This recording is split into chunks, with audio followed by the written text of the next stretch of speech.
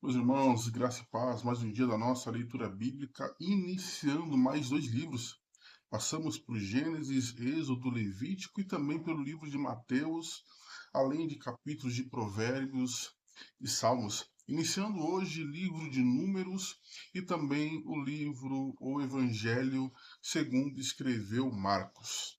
Livro de Números, capítulo 1, ele é muito simples, não há muito o que dizer acerca dele. E ele conta acerca do censo feito no povo de Israel. Versículo 2: Deus pede para Moisés contar toda a nação de Israel, no caso, os homens acima de 20 anos. E essa contagem se deu aproximadamente 10 meses de quando o povo havia chegado no Monte Sinai. Versículo 46 mostra a quantidade desses homens acima de 20 anos, que era de 135.050. E depois a continuidade do texto vai dizer que a tribo de Levi não era contada. Entrando no livro de Marcos, nós temos a característica do livro, ela é muito específica. Ele põe Jesus como o servo. Então, Evangelho de Mateus põe Jesus como rei, fala muito acerca das profecias acerca do Messias. Livro de Marcos põe Jesus como um servo. E quando olhamos o capítulo 1, nós temos algumas características que identificam Jesus como servo, mostrando o seu ministério terreno. Nós falamos bastante acerca da morte e ressurreição de Jesus, que é muito importante para a fé cristã, mas o ministério de Jesus também engloba todos os seus feitos aqui nessa terra. Eu quero fazer 4 pontuações simples sobre o Evangelho, sobre o capítulo 1 do Evangelho de Marcos, só para entendermos tudo isso.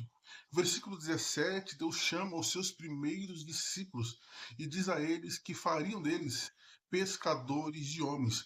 Isso mostra que o ministério do Messias, o ministério do Senhor, era de fato um ministério evangelístico. Como escreveu Lucas, capítulo 10, que ele veio buscar e salvar o que se havia perdido.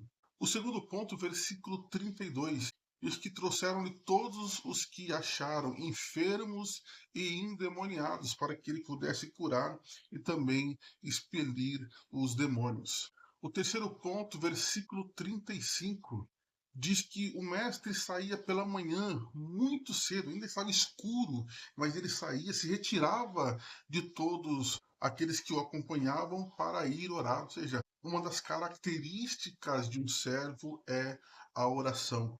Para finalizar, a última característica sobre o ministério do Messias está no versículo 39 do capítulo 1, que diz que ele pregava nas sinagogas.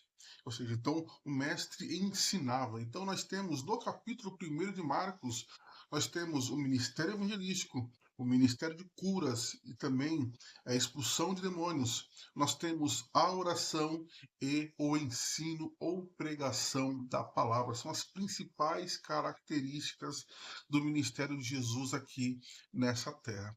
Meus irmãos, Deus abençoe a sua vida, boas leituras e fique com Deus.